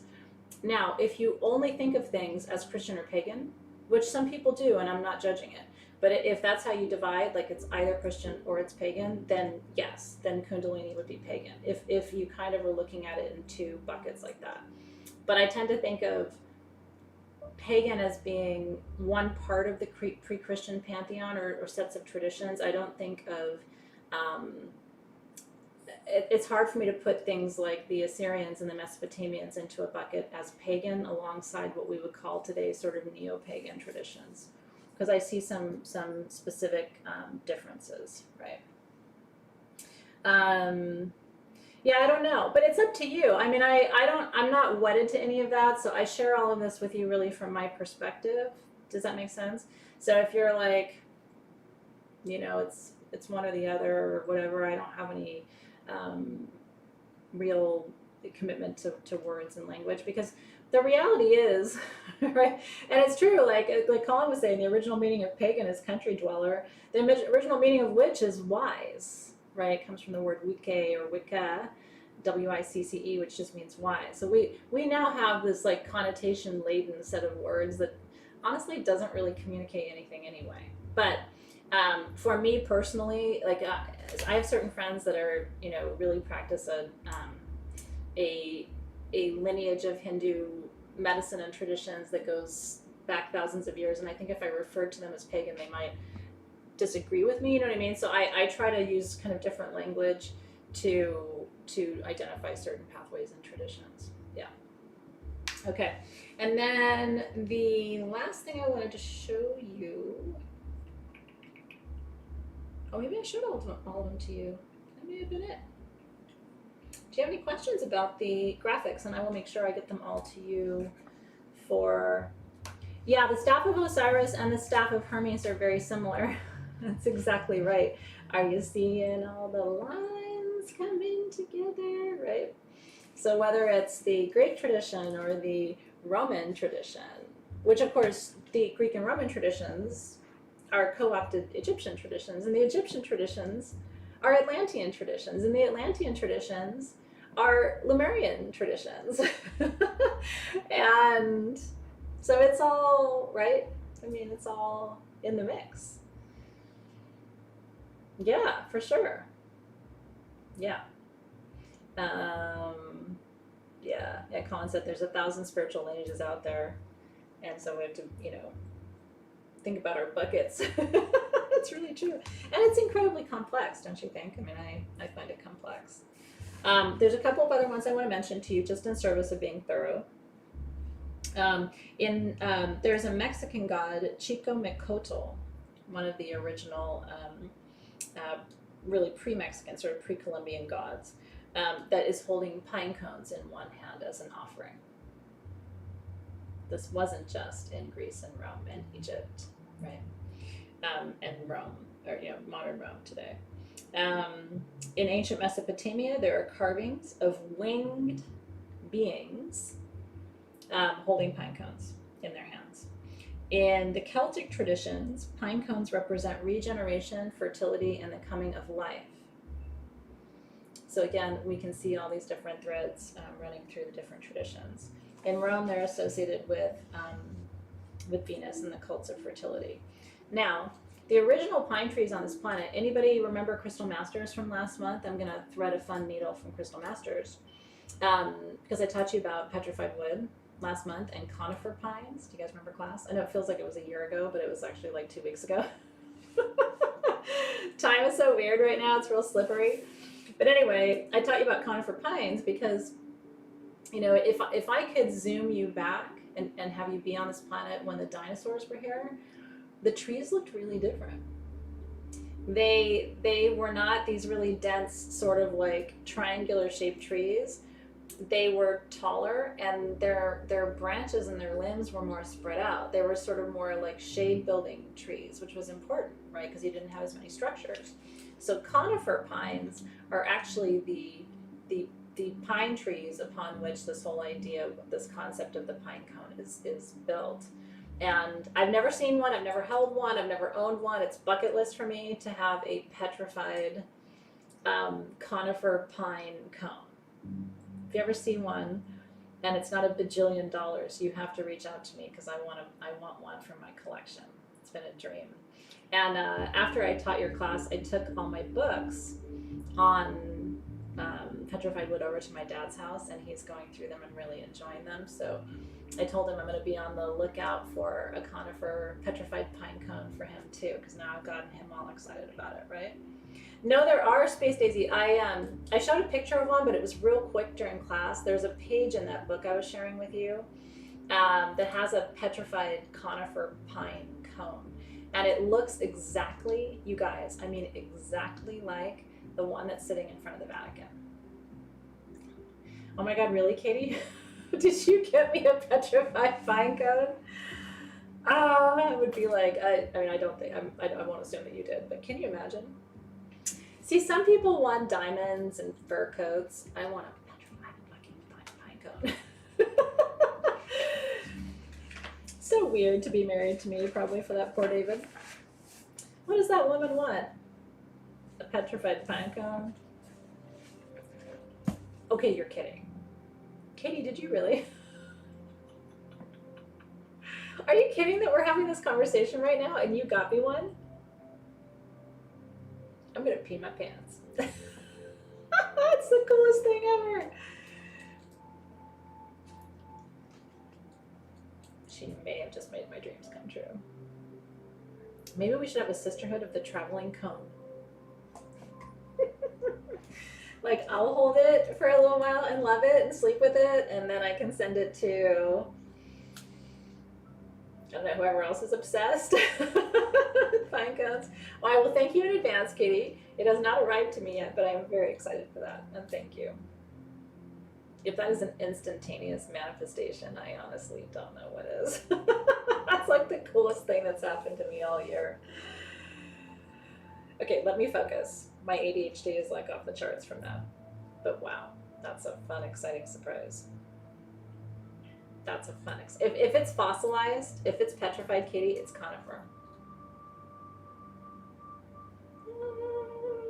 Okay, that was awesome. Okay, coming back. So now I want to talk to you about, actually, let's go into your worksheets and we'll come back to this. I want to give you, if you are interested in eating in a more healthy way, I'm going to give you tonight all the foods that you can eat to support the decalcification of your pineal gland. So very sad story about pineal glands. Your pineal gland, did you know, is most active between the ages of birth and 7 years old. That is why kids are so psychic, they're so accurate, they can remember their past lives. If you ask kids about their past lives, they will tell you. Zoe would not stop talking about it for like the first 4 years of her life. Everything was about her, and she remembers the stories now. And they're always very consistent. She was telling me the same stories for years. It wasn't like the story changed, right? After 7 years old, when we start brushing our teeth with fluoride, because in the 70s, that's what we did. My mom used to take me for fluoride treatments. It destroyed my teeth, by the way. No fluoride treatments. I really don't recommend fluoride. So we start brushing our twofers with fluoride, right? And then we start drinking tap water, and we start eating McDonald's, and all of a sudden we are disconnected, right? It's like we can't, like, past lives? What's a past life, right? We there's enough amnesia from coming from the spirit world into this lifetime anyway. And so when we start to calcify that pineal gland. And so if you look up, if you're interested in seeing what this looks like, Google calcified and decalcified pineal gland. From autopsies and everything else, they have a lot of pictures of the pineal gland and what it looks like when it's calcified and when it's decalcified or uncalcified, right? And it's a totally different looking little creature. Did you have fluoride treatments too? My parents paid for that shit. They paid for that. Right? I mean, it's like, what were you thinking today? So in my house, we have filtered water. My tap water is filtered. And I know that's a blessing. I have a friend who does it, so it was not expensive. So I'm lucky. My dog trainer also owns a water filtration company. So if you're in LA and you want filtered alkaline water that will decalcify your pineal gland, I would be happy to refer you to him. He's very, very good and very affordable, and a good human. But anyway, yeah, dentists still push the fluoride. I know it's really crazy, but we're going to talk tonight about some dietary things you can do, and also the essential oils that you can work with, because there's a whole regimen of essential oils that are really good for decalcifying too. Okay, so let's start on page 1 of our worksheets. You guys doing okay? Is pacing okay? Isn't that funny that we all remember going through that? It's an odd collective memory that we all share. Okay. You have a Kangen water machine? Yeah, that's a really good idea. Whole Foods and some of those places have, really good bottled water. I just found it was getting very expensive. So it actually ended up being cheaper for me to just put a filtration system in, because it can get very expensive. Okay, good. I'm glad you guys are doing all right on the timing and the pacing. So on page one, I'm not going to walk through page one with you. You can read it on your own. But basically what I'm saying is we're now in the 6th alchemical stage. We've moved on. So we're now in distillation. We've worked the whole 7 stages, and we will have worked the whole 7 stages by the time we get to the end of December, right? We're on stage 6. And this stage is called the stage of spiritual maturity. The most important thing about this stage is really now looking and taking responsibility for your past, for your present, for your future, for who you are and how you are, for your strengths and your challenges, right? And seeing that if you haven't already started to take responsibility for your life and your actions, this is the time, right? It's not, there isn't some future time where it's going to be easier to take responsibility or to say, you know, if you've always been saying, well, I'd like to change that, this is the time to change it, right? And so this is the phase. And again, I want you to look around your life this month and ask yourself, where can I become even more clear? Or what are the things that are preventing me from reaching that level of clarity that I want to enjoy or that I want to experience, right? I love that you're sharing suggestions in the feed too for different things that you are liking or sharing, or ways that you work with water. Yeah, water's so important. I don't love drinking water. I do drink water. It's not my favorite thing to drink, but I will say water tastes better when it's filtered. It does, and you get all that muck and yuck out. It's very good. Okay.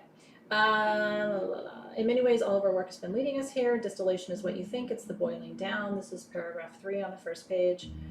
And I was sharing in the worksheet that the early alchemists, when they were drawing this stage or trying to represent this stage with a visual image, they would show pictures of flowers.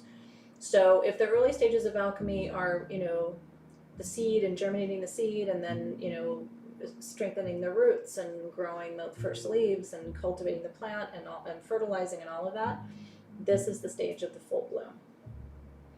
And it's important. I mean, this is a stage to celebrate because it wasn't easy to get here, right? I mean, you had to work to get here. And now that you're here, this is a time to celebrate and to enjoy and say, but still to look and say, I've come this far, I've shifted these things, I've transformed, I can see these patterns, but where are the places where I still need to tighten the process, where I still need to clarify the picture, right? What are the areas in me that are still stuck or still anchored in a narrative that isn't serving me anymore? So that doesn't mean there's no work to do, but we've come a long way, baby. Come a long way, baby. Okay, on page 2, we aren't perfect, but we get up and we try again when we fail, right? This refining of our essence and the humility that comes from it. If you don't feel humble by now, don't you? This process is humbling. It takes you down to the studs. It does, you know? And I bet you know, it's interesting, I've had a couple people join Soul Shift just in the last month or 2, and a couple of them have told me that in other ways in their life they were doing the same work we were doing almost at the same time, but just either on their own or in a different environment or a different program or whatever. It's almost like even people who've joined this class toward the end of the year were doing some version of that at the beginning of the year, which makes sense, right? Vibrationally, they probably wouldn't have been as attracted to a program in alchemy if they weren't already doing some aspect of it, you know, on their own, which I find that really fascinating too. We're just ourselves, and we knew it was hard to get here. We aren't better than anyone else, but we are fully, beautifully alive, and there is a sweetness in this place of refinement. And so it's time to honor the integration, so cheers to you. And at the bottom it tells you we're working with the third eye chakra, also called the pineal gland. On page 3, kind of a similar image to the one I was showing you. What is a pineal gland? It is, it's in the center of the brain. It was the last organ in the endocrine system to be discovered. Isn't that interesting? Potentially the most important one. And it's so small and was hidden from you and was the last one to be discovered and obviously the last one to be taught. in medical education. We're still learning what it does and what its role is. It's a third of an inch long. It comes from the Latin word pinea, which means pine cone. It's a sacred shape, right? And so I give you just a little bit more of that, kind of a different version of what I just showed you, which shows you the relationship to the thalamus and the hypothalamus and the pituitary gland, which are all part of what we know as the broader endocrine system in the human body. Yeah, is page 2 accurate for you? Yeah. And some of you are in phases and stages of life that line right up to this too, right? Like if you are, and a lot of you are, at second Saturn return, right, 59 to 62, second Saturn return aligns to dissolution. Did you know that? So I'm your younger sister, right? Like I'm a little bit behind you. But that second Saturn return is absolutely in clear alignment to this phase of dissolution and alchemy. It's the refinement. Because then after your second Saturn return, like most people I know who are 62 and older are just happier. Just like, I don't give a shit anymore. Live and let live. I am who I am. Like, I'm always like, God, that must be nice to be there, right? Yeah. Okay, good. Now, on page 4, the pineal gland produces and releases melatonin, which helps maintain your circadian rhythms. Those are your 24-hour biological rhythms of sleep-wake patterns. Darkness stimulates the pineal gland to produce melatonin, and light causes it to stop. Okay? So that's why when you close your eyes, you get relaxed, and some of you who are sleep sensitive, right, who fall asleep very easily, your pineal gland may be less calcified than mine, because I don't fall asleep as soon as I close my eyes, unless it's at nighttime. But then I do. Not funny? I love seeing that you guys are close to your second Saturn. There's a big reward waiting for you. Enjoy it. The significance has been suppressed for ages. This is the bottom of page 4. Rene Descartes, who's the famous philosopher, called it the seat of the soul. The Greeks said it ruled your thoughts and your thought processes. In the Hindu tradition, it's known as the Ajna chakra. On and on. And then on page 5, just a little bit more information about how our understanding of time, every aspect of our understanding of time is governed by the pineal gland. And again, this is where we know that we can bend time and warp time, right? Because they're outside of our dimension, there really is no time. And so the pineal gland is the part of our brain that allows us to access this sort of extra dimensional capacity to be able to see time as bendable and to start to work with time as a malleable force, right? And it contains DMT, which is the active ingredient in ayahuasca. So now we're talking about calcification on page 5. So calcification is basically the over time from your food and your water and your fluoride and all the weird stuff that we do, these calcium phosphate crystals, they're little tiny crystals attached to the pineal gland. And so calcification is not like one hard shell, it's the accumulation of these calcium phosphate crystals that over time make like a I don't know, like, you remember when we used to put the hard shell coating over ice cream, you would pour it on and then it would get hard over time. So it's not any one thing that comes and just totally calcifies it, but over time, if you keep pouring these little crystals on, they make this like hardened shell over your pineal gland. You can undo this, right? You can over time decalcify, and there's some very specific foods, very specific non-food substances like apple cider vinegar, which is one of the reasons I take that every single day. And then there are some essential oils. A lot of vitamins calcify the pineal gland. Do you know, and I again, when I tell you things, I'm just sharing from my perspective. I do take some vitamins because I have to take vitamin D, for example. I'm always deficient, so I'm constantly taking vitamin D. And I take a curcumin supplement for decalcification and also for pain management, because curcumin is a very powerful anti-inflammatory that is non-steroidal, right? But anyway, taking a lot of vitamins can calcify your pineal gland. I know it's counterintuitive, right? Because vitamins, I think, are really beneficial. And if you're deficient in certain things, like I'm constantly deficient in vitamin D, I have to supplement. So I'm not saying not to take vitamins, but I think you might want to look at how many you're taking, or if this is of concern to you, or talk to your doctor about, are there certain ones that are more likely to calcify as opposed to less likely to calcify, right? Okay, so how do you decalcify it? Filter your water. That can be as easy as getting a Brita. Somebody had mentioned the really big expensive filter. My brother has one of those. I can't remember what it's called, but it's huge. I don't have space for it, which is why I converted my system. Because in my brother's kitchen, it takes up his whole kitchen. It's like, it's great in an emergency because, as my brother says, you can pour your whole toilet into that and drink it. Like, it's such a powerful filter that you could literally pour toilet water into it and drink out of it. But it just would take up my whole kitchen sink, so I chose to do my system instead. So drink better water. At the very least, get yourself a Brita filter or something like that and keep it in your fridge. The Berkey filter.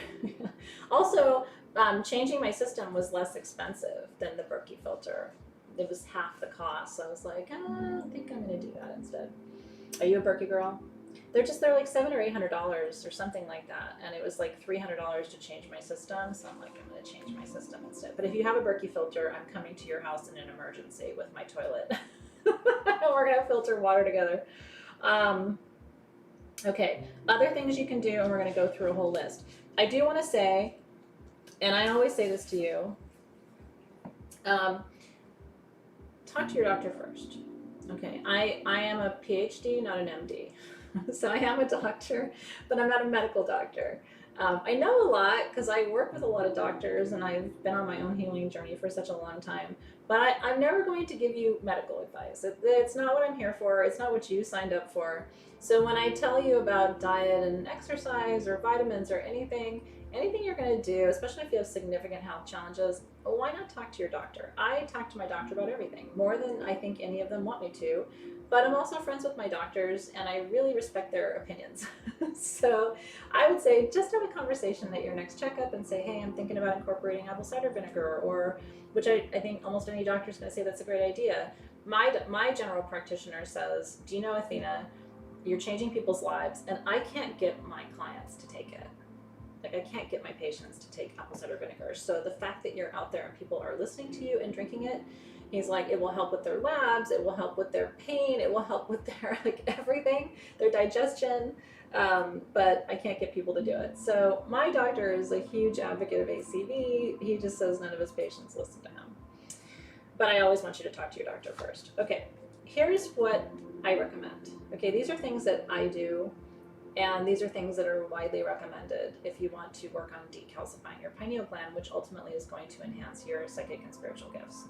And then I'm going to leave a little bit of time at the end here for you to ask questions. And we're going to do a really fun meditation session 3 this month to go into your third eye. We're going to work on energetic decalcification in session 3. So we're going to follow this in 2 weeks from tonight with a really cool meditation where we're actually going to go in and visit the pineal gland and work on it and connect to it and activate it, which I think will be really fun. We've never done that before in Soul Shift, so I thought that would be really exciting.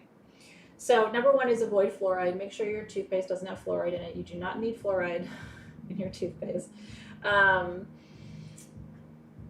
In my opinion, again, talk to your dentist, but I think you'll be fine without fluoride, and it is not good for your pineal gland. Increase chlorophyll in your diet. What does that mean? Dark leafy greens. Also, if you take spirulina, that's a really good thing too. It was really cool because my favorite kombucha company came out with a spirulina kombucha last year. I haven't seen it in the stores in about 3 or 4 months, but it was yummy, and it was a way for me to kind of get both, because fermented foods are also very good for decalcifying the pineal gland. So kombucha, miso, sauerkraut, all of those foods. Kimchi, if you love it. I love kimchi. I like homemade kimchi, like not canned stuff, but I'm a big fan of that. So if you're like me and you love fermented foods, those are always good for decalcifying. And so kombucha with spirulina was like a third eye dream come true, and then I haven't seen it for just a little while. Yeah. So spirulina is very helpful. Dark greens, kale in particular, but in general, getting some green vegetables into your diet would be very helpful. I eat salad 5 out of 7 days a week for my main meal with some kind of protein, shrimp or lean chicken or something like that. But I eat salad 5 out of 7 days a week, and I like it, and it brings more chlorophyll into my diet. Cacao, dark chocolate, another really great tool for decalcifying the pineal gland. I know it doesn't taste so good. Yeah, pickles are good. Pickle juice is good. Get you some pickle juice. Yeah, chlorella too, Christina G, absolutely. That's right, the algae, the superfoods is important. Chaga mushroom tea, and chaga is delicious, and you can get some fun chaga blends on Amazon. They have chaga, they have a chaga chai. Downstairs I have a chaga moringa and ginger tea, which is super yummy. The mushrooms in general are good for your third eye and good for your pineal gland and for decalcification, but chaga in particular is very helpful. Turmeric, however you take it. Again, there's turmeric kombucha, which is like the best of all worlds. I take curcumin supplements. If you take curcumin supplements, make sure they have black pepper in them, and that you take your supplement with a meal that has fat in it, because you need fat and black pepper to activate curcumin for it to function optimally as as an antioxidant. And to maximize the benefits of it for your system. Most of the supplements on Amazon have black pepper, but I've found about half a dozen really good brands that do not have the black pepper. And I have been told by multiple doctors and multiple naturopaths that you must have black pepper and eat it, take your supplement with a meal with fat. Beets, walnuts, and ginseng are also very helpful. Walnuts are good to incorporate. Red onions help. All of the beans and legumes are very good for decalcification. You can absolutely do ceremony with cacao, and there's beautiful places online to get really good quality cacao. Some of you in this group know places that you like to go and shop online for cacao, and you can definitely do that. Yeah, turmeric like the spice. Isn't that fun? And yeah, so and the other way to do this, by the way, if you love chai tea, is find a good chai online, chai tea blend that has black pepper in it. Trader Joe's is my favorite, and it has black pepper in it. And you can find Trader Joe's chai bags on Amazon. That's what I use. And then you can make yourself a chai tea, and you just want to make sure you drink your turmeric chai tea with a meal that has some fat in it, or you can put it in a bullet with some ghee, and make sort of like a butter tea, you know, sort of bullet blend. But I prefer just to take my tea with a meal that has some fat in it for absorption. Yeah. Yeah. Yeah, but it has to be there for the activation, right, Carolyn? That's what I've been told by, you know, probably a dozen different people, that you have to have the pepper there, and you have to have fat for it to be absorbed and activated in the system. Yeah. Oh, I've never had fermented cacao. What's that like? I want to try that. Okay, so Sharon Linden has a great question. Why ACV and not balsamic vinegar?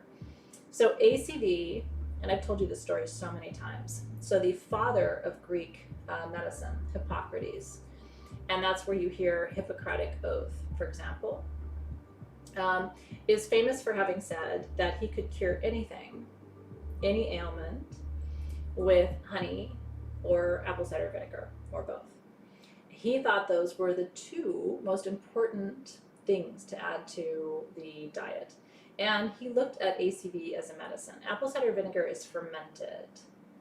And so that is the main reason why it is so powerful. And the ACV, in order to really be active, has to have what's called the mother. It has to be unfiltered. Now, yes, there's weird shit floating in it, and it's brown, and nobody likes the way it looks. I don't mind it, because I like fermented foods. I like the sharp tanginess of it. What I do every morning, and I mean every morning without fail, Dave would tell you, I travel with it.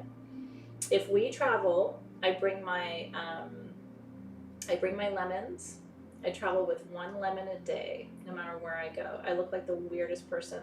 Or if we go to Tucson, for example, and we're staying for 10 days, I go to the grocery store the first night and I buy 10 lemons. I get a bag of lemons, And I travel with my ACV because I never know if I'm going to be able to find it when I'm on the road. And it has to be the organic and it has to be the unfiltered and all of that. Bragg's is my favorite brand. I drink 1 gallon of Bragg's ACV a year. Every year in July, I know this is weird, I buy my gallon.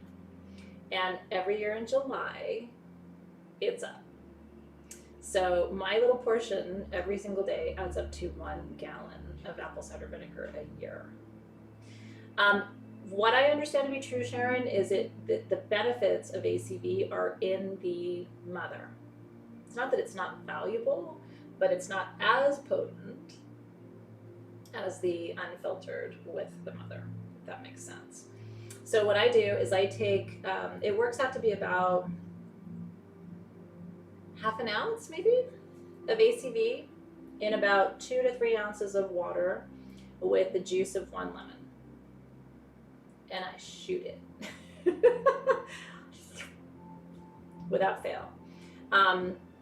You want to take this without honey because the sugar disrupts the alchemy of the mother. And if you're taking it for weight loss, you want to not put honey in it. If you're just taking it for the health benefits, honey's okay.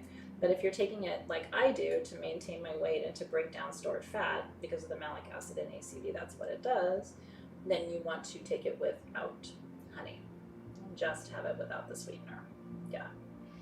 I do it every single day.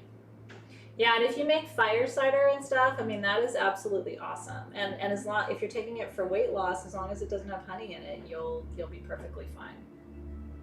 Make sure inside's upset. That's interesting because for me, it actually keeps my digestive system in check.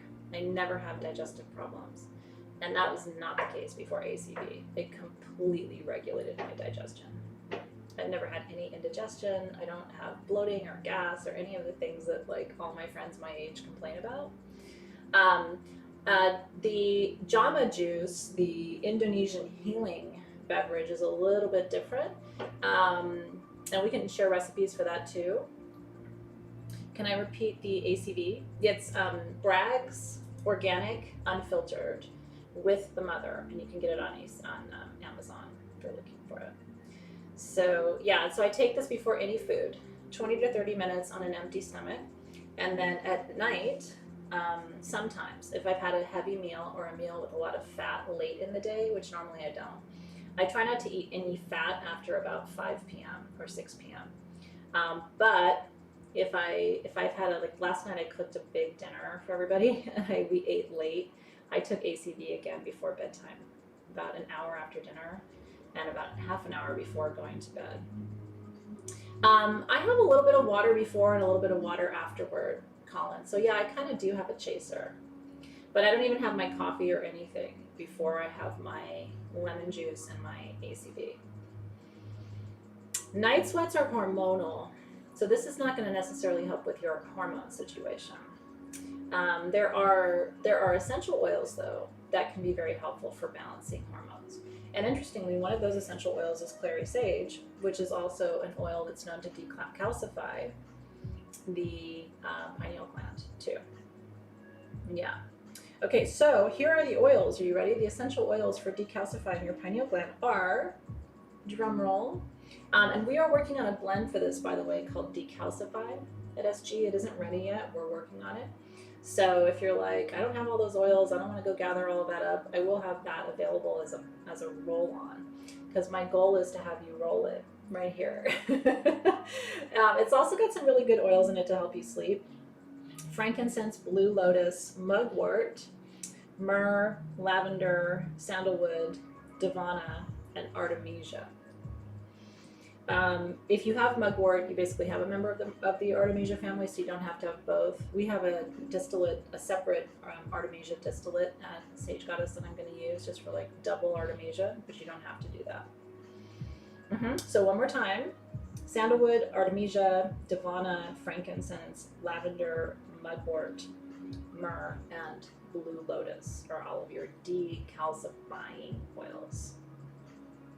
Yeah, and if ACV is too much for you, don't worry about it. You know what I mean? It's what I do. It helps me maintain my weight, and regulates my digestive system. But if it's too much for you or you don't like it, try some of the other things. Try incorporating spirulina. Try incorporating more of chlorophyll through your dark leafy greens. Bring in your mushrooms. Start drinking chaga tea, right? Which is very easy to tolerate, and you can get it mixed with some fun, yummy things like ginger and on Amazon, and that's another tool that you can use. So it's the ACV for me. Primarily, the reason I'm so committed to it is I have found that I don't have to count my calories as much if I take it, because it burns stored fat. So it just makes kind of weight management more easy for me. But if you can't tolerate it, I would say try some of the other measures that are a little bit easier. Eat more salads. Make sure you're not using a fluoride toothpaste. Try to have beet salads when you can, right? We talked about beets being so good.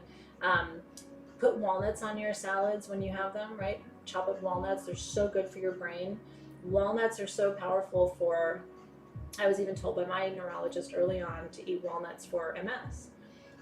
It's neurosupportive. Of all the nuts, it's the most neurosupportive.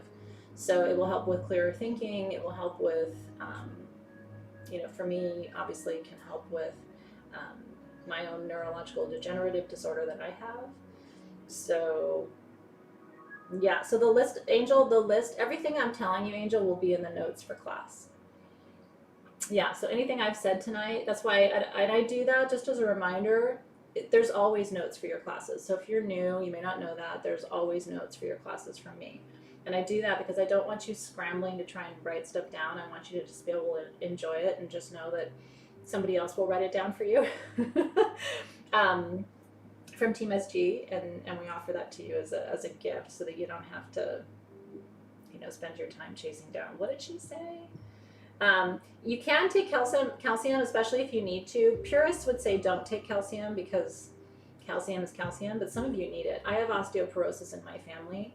I don't take calcium supplements, but I try to make sure I get some calcium in my diet, and I'm not calcium deficient. So it's kind of, if you need it, take it. That's what I was saying to you. Like, you have to look at everything as a balance. If you need calcium supplements for your health and well-being, I wouldn't tell you to stop taking them to decalcify your pineal gland. Do you know what I mean?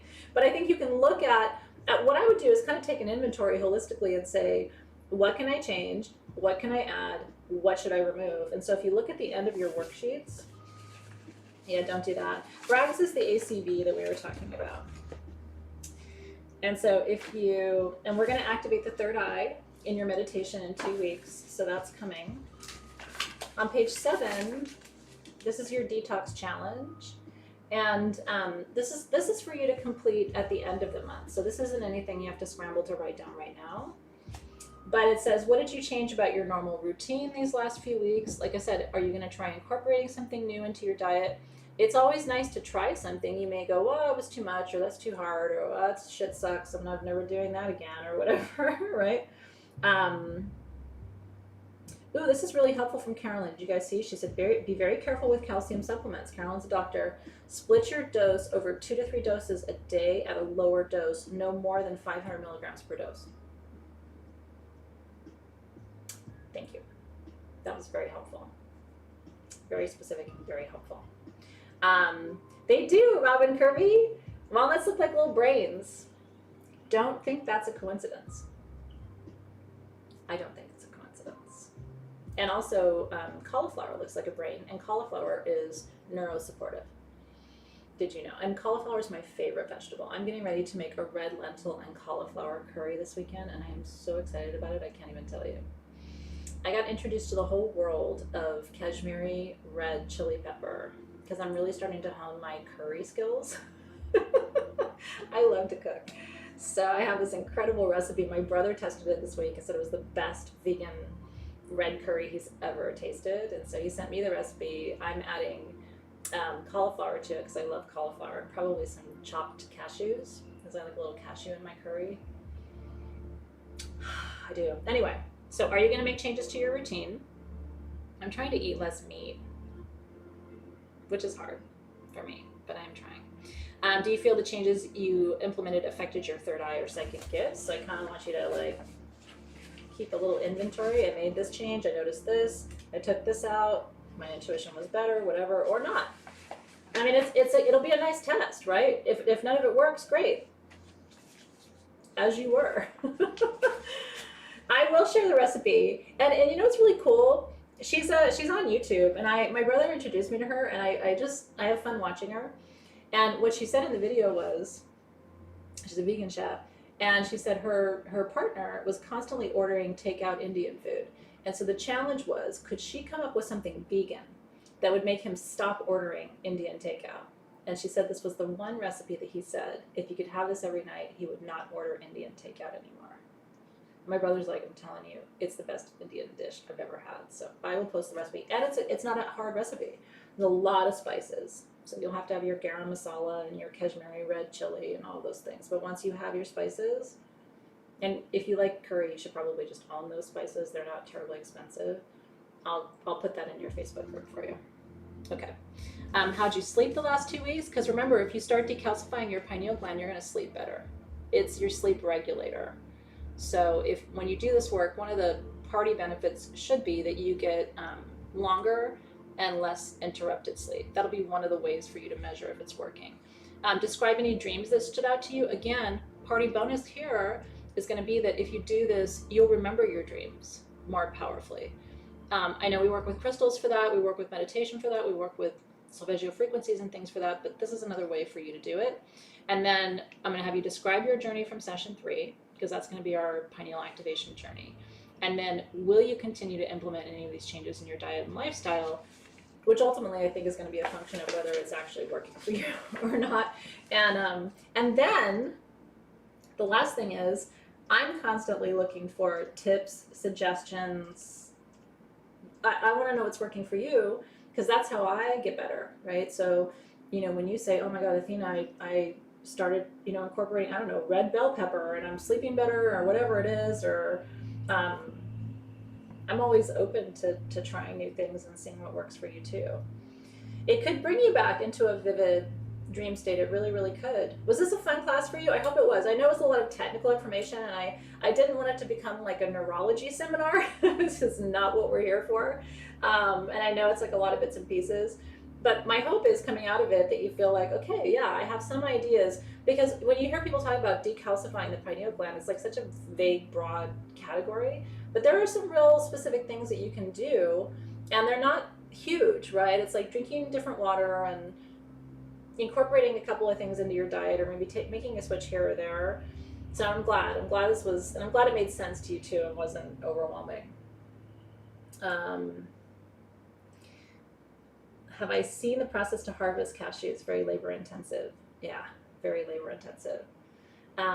There's a brand of nuts that my friend turned me on to because she's vegan, and so nuts are her main source of protein, and they're more expensive, but they only roast them with Himalayan salt, and there's a whole process that they go through. And at first I was like, how much better could they be, right? Because I don't eat a ton of nuts, but I eat some, and I make granola with them and stuff. Game changer of nuts. So if you want to know the brand of nuts, the Himalayan salt, I didn't realize that, depending on how they roast the nuts and with what kind of salt and how old they are and stuff like that, it actually can be not good for you. So yeah, and those of you who have fibro and pain issues, there's quite a few in Soul Shift. Empaths tend to have fibro, right? I mean, we could talk about that all night. I have a theory about fibro. But there's just a lot of people with fibro in our community. And so a lot of what we're talking about tonight could help with pain. I know for sure incorporating curcumin into the diet can help.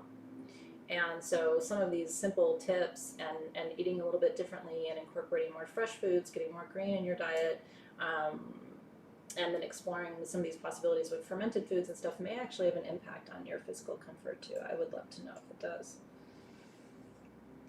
Yeah, I don't know the brand of the nuts off the top of my head, but I will. I'm going to post the recipe tonight for you, the curry, and then I will post a picture of the name of the company, the nut company, because they're good. They're expensive, but they're good. I wouldn't like order them all the time, but if they last for about 3 or 4 months. Nuts are good for, and keep them in the fridge in a good tight container. Iodine is good too, Joanna Balcom, for decalcifying the pineal gland. Yes, and thank you for asking about that and mentioning that. That was the one thing I meant to mention and I forgot. So Joanna hooked us up because she is right, and it absolutely does help. Okay, so ding, ding, ding. Such a weird bell this time, but whatever, we work with what we have.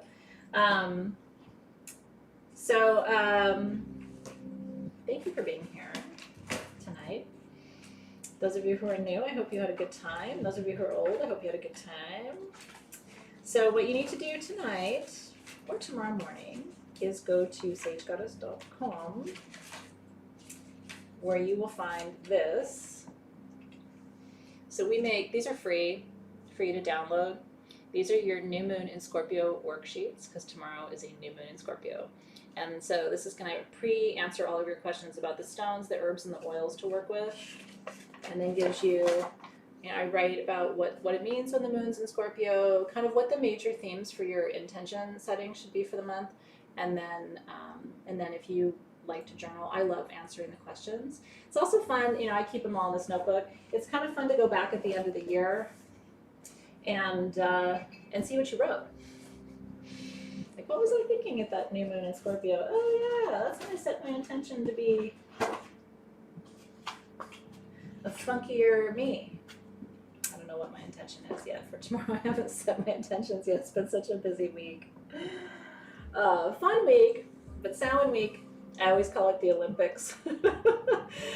Seriously, my house was full of kids all day and all night Saturday, and then all day, all night Sunday, and then we did trick-or-treating, and then Monday was salad ceremony, and then yesterday was my best friend's book launch, and all of that leading up to that. Today is class, and tomorrow's new moon.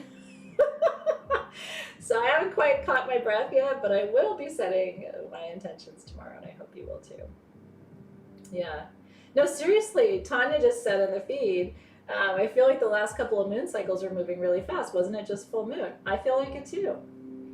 Time is becoming slippery, but that's part of, when people say to me like, well, how will I know if we're ascending? You know what I mean? What does ascension look like? Or what will that look like for the planet to go through an ascension process? And it's like, the first thing you're going to notice is that time isn't making sense, right? Because when you move out of 3D, you lose time and you lose space, right? So that more deja vu, time being slippery, where you lose time, or like, how is it already a month later? Or, those are all signs of some kind of evolutionary process at work. So we'll see. Anyway, I'm gonna get some rest. You have a great night. I treasured this time with you today. I was really looking forward to this conversation, and as usual, I want to thank you for not just being in the class, but for being so active in the feed and participating and sharing information with each other. It's being your teacher is such a joy. It's like, seriously, the experiences I get to have with you guys are like every teacher's dream, right? Super engaged learners, super smart people, super experienced in their own right, very interactive, supportive of everybody. It's like winning the teaching lottery. So anyway, thank you for being here. I really appreciate you. And have a good night. I'm gonna go fix dinner. Well, there were no leftovers last night because the food was so good. So it's back to the kitchen I go. I'll see you.